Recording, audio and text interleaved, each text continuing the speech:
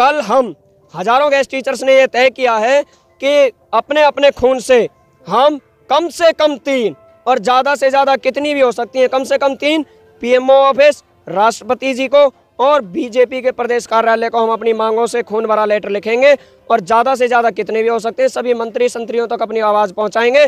कभी कोई ये ना कह दे हमें तो आपके मैटर का पता ही नहीं था, हम बहाना छोड़ेंगे ही नहीं।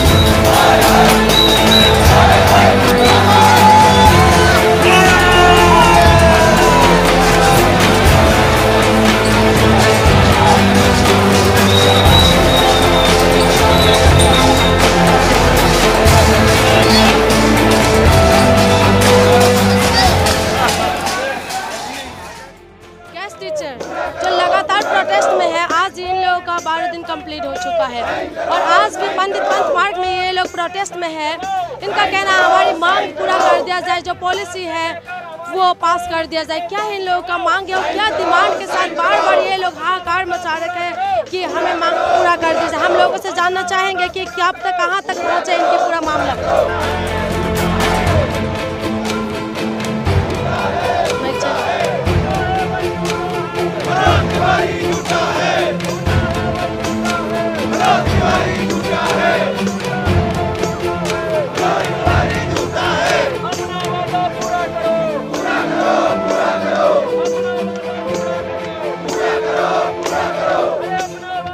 कहाँ तक पहुँचे आप लोगों का मामला? लगातार 12 दिन हो चुका है। 13वां दिन है जी। 13 दिन के बाद भी हमारा मामला जहाँ से चला था वहीं है, क्योंकि मनीष सिसोदिया जी ने जो कैबिनेट नोट या कैबिनेट बिल पास किया है उसकी वैल्यू एलजी साहब के सिग्नेचर के बगैर कुछ नहीं रह जाती। इसका मतलब ये है जहाँ से हम चले थे वहीं पे हम खड़े हैं। आम आदमी पार्टी हो चाहे बीजेपी हो, दोनों ही पार्टियां हमारे साथ राजनीति करने पर लगी हुई हैं। वो अपनी अपनी रोटियां हमारे 25,000 गेस्ट टीचर्स के ऊपर सेक रही हैं।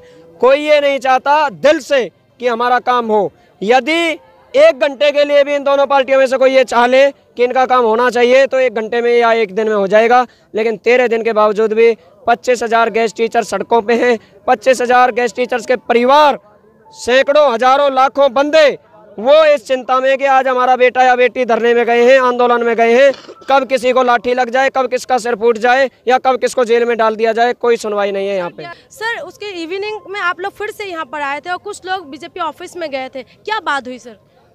पहली बात तो मैं आपको बता दूं उस दिन हमारा धरना क्या हुआ था। पुलिस वालों ने, जेंट्स पुलिस वालों ने हमारी महिला शिक्षक साथियों पर लाठी चार्ज किया। कईयों को यहाँ पे और यहाँ पे खरोंच भी आई और कई एक आध के यहाँ भी घुसा वगैरह लगा, सूजा हुआ था। और एक मैम हमारी जो अपने बच्चों को, देखो कई मैम ऐसी होती हैं बच्चों को कहीं घर पे छोड़ने के जगह नहीं होती या कोई होता नहीं रखवाली करने के लिए, तो अपने बच्चों को भी साथ लेके आती हैं। एक मैम का बच्चा भी गुम हो गया था, बाद में हालांकि वो मिल चुका है। लेकिन ये पूछना चाहते हैं हम, जेंट्स पुलिस के द्वारा लेडीज शिक्षकों पर हाथ क्यों छोड़ा गया या लाठीचार्ज क्यों किया गया? कार्रवाई जारी है। लेकिन कुरियन वालिया जी हमारी मदद करने के लिए पहुंचे थे। उसके बाद डीसीपी साहब ने उचित कार्रवाई करने का हमें आश्वासन दिया था।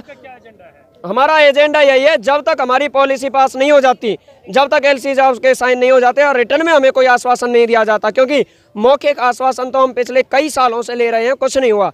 अब की बार या तो पॉलिसी पास हो या कोई लिखित में आश्वासन हो, तब तक हमारा धरना लगातार जारी रहेगा, चाहे वो 13 दिन का हो चाहे 30 दिन का। इवनिंग में क्या आश्वासन कुछ मिला है आप लोगों को? नहीं मिला है। नहीं, आज तो हमसे कोई मिलने भी नहीं आया, नहीं अंदर मिलने के लिए बुलाया। ये पता नहीं कैसी अंधी बहरी गूंगी सरकारें हैं जो 25,000 गेस्ट टीचर्स का दर्द नहीं देख पा रही, 15 लाख गरीब बच्चों का, स्टूडेंट्स का दर्द नहीं देख पा रही। हमें समझ ही नहीं आता किस प्रकार का लोकतंत्र है। अगर यही लोकतंत्र है तो राजशाही और तानाशाही किसे कहते हैं? ये कहाँ तक आप इसकी पुष्टि कर रहे हैं कि कल आप खून से चिट्ठी लिखने जा रहे हैं सरकार की? बिल्कुल, कल हम हजारों गेस्ट टीचर्स ने यह तय किया है कि अपने अपने खून से हम कम से कम 3 और ज़्यादा से ज़्यादा कितनी भी हो सकती हैं, कम से कम 3 पीएमओ ऑफिस, राष्ट्रपति जी को और बीजेपी के प्रदेश कार्यालय को हम अपनी मांगों से खून भरा लेटर लिखेंगे और ज़्यादा से ज़्यादा कितने भी हो सकते हैं सभी मंत्री संत्रियों तक अपनी आवाज़ पहुंचाएंगे। कभी कोई ये ना कह दे हमें तो आपके मैटर का पता ही नहीं था, हम बहाना छोड़ेंगे ही नहीं उनके पास। उन्हें मजबूरी में हमारा काम करना पड़ेगा, ये हम खुली चेतावनी देते हैं और खुला आग्रह करते हैं सरकारों से, सभी नेताओं से, हमारा काम कीजिए, करना पड़ेगा। जायज़ मांगे हैं, आप 1 दिन में कीजिए, 10 दिन में कीजिए, 100 दिन में कीजिए। हमने तो ठान लिया है, या तो पॉलिसी लेकर उठेंगे या जान देकर उठेंगे। जो ब्लड है आप अपनी मर्जी से ले रहे हैं या जो गेस्ट टीचर है वो स्वेच्छा से? यहाँ पे जितने भी गेस्ट टीचर्स हैं उनसे खुद पूछ लीजिए। हमने तो 3 लेटर लिखने का बोला था, लेकिन उन्होंने कहा सर कल खून की नदियां बह जाएंगी, 3 क्या 300 लेटर भी कम पड़ जाएंगे। जी, ये सरकार से हम कहना चाहते हैं, सुभाष चंद्र बोस की आज हमें एक बात याद आ रही है, नारा याद आ रहा है कि जैसे उन्होंने कहा था कि तुम मुझे खून दो मैं तुम्हें आज़ादी दूंगा, तो आज हम सब भी यही कहते हैं कि तुम हमें नौकरी दो हम तुम्हें खून देंगे। इनका कहना है कि इनका जो पॉलिसी है इनको लेके रहेंगे और ये लोग खून देगा, इनको इनका पॉलिसी चाहिए।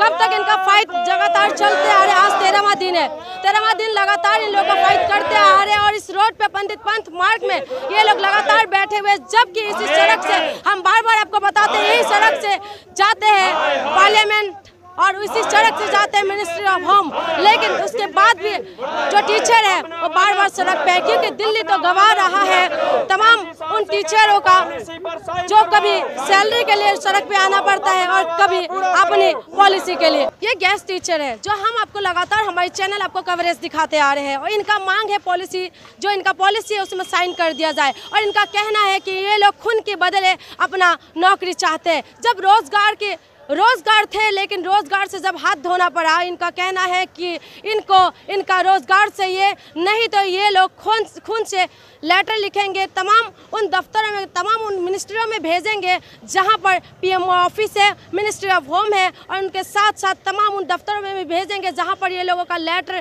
कहीं ना कहीं रुका हुआ है, कि कल को ऐसी कोई बात ना हो कि हमारे पास तक तो आपका लेटर आया ही नहीं है। इसीलिए ये लोग कल का इनका योजना ये है कि खून से लेटर लिखा जाएगा और आवाज़ पहुंचाने की कोशिश करें कि हम आपका खून देंगे, हम अपना खून आपको देंगे और हमें हमारा पॉलिसी दे दिया जाए। ये मांग कब तक चलेगा? लेकिन सोचने वाली बात यह है कि देश का भविष्य, देश का रीढ़ की हड्डी दांव पे लगे हुए हैं, रीढ़ की हड्डी में घाव लगे हुए हैं और देश का भविष्य कहीं ना कहीं अंधकार की तरफ बढ़ते हुए नजर आ रहे हैं। जब देश का टीचर रोड पे आ जाते तो हमारे देश किस तरफ जा रहे, ये फैसला आपको करना। भारतीय था अपने टाइम का नेपोलियन बोनापार्ट, छोटे से कदकार, बहुत तगड़ा योद्धा था। वो एक लड़ाई को हार गया, हारने के बाद बताओ उसने क्या था? ये होती है समय की कीमत, ये होता है डिसिप्लिन। अगर डिसिप्लिन को छोड़ के हम लड़ेंगे ना तो नहीं।